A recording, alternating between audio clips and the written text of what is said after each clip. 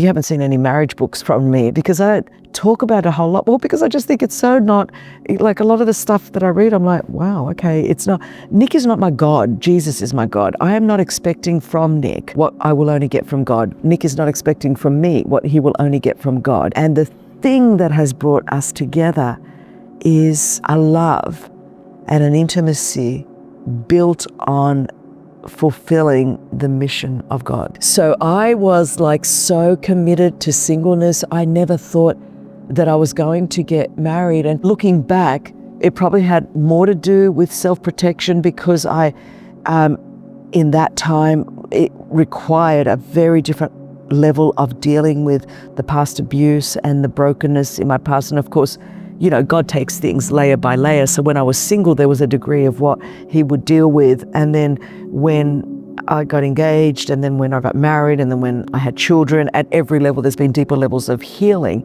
And so I think sometimes we have to be careful that the reason that we're closed to the option of being with a partner is because we really don't want someone to get close where we would have to begin to deal with our stuff, because you can't hide, not from that level when you're that close to someone else. But for all intents and purposes, I thought, to be honest, because there were not women doing what I was doing, I thought to honor God and to be true to the call that I would just have to stay in that lane. So it wasn't only that I didn't want to, I didn't have that many role models. I mean, I was looking around and it wasn't that there were 50 women doing stuff and you go, oh, you can serve the Lord in this way and be married and have children. But then Nick came along and ruined all of my plans. And the Lord had to tell me, and again, I'm not normal, so we understand this. The Lord had to tell me in my heart that I would do more for the kingdom of God married than I would single. He had to show me that so that I could even be open to dating. Did I love him? Absolutely. Was I attracted to him? All the things. But those things in and of themselves were not enough for me to marry him. I really believe we've had a tenfold impact of what I would have had on my own.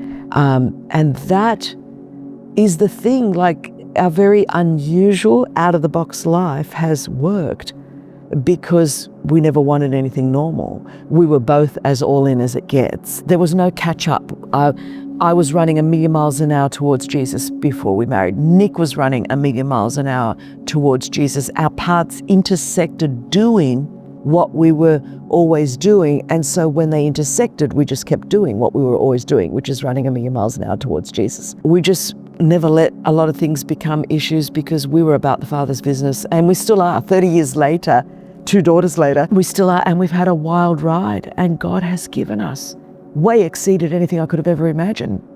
Way exceeded it, to be able to say with full integrity that he's truly my best friend and the man on this earth that I respect more than any other man. Like, he is unbelievable to be able to say that after 3 decades, and to be the most godly man truly, in terms of the fruit of the Spirit, the most secure man I know. Never once, not even a flinch of insecurity, comparison. We've never, in 30 years, had a conversation about who's speaking, who's doing what, who's never, not even a mention. It's just whatever is going to be best for the kingdom and moving it forward on purpose, for purpose, to fulfill God's purpose.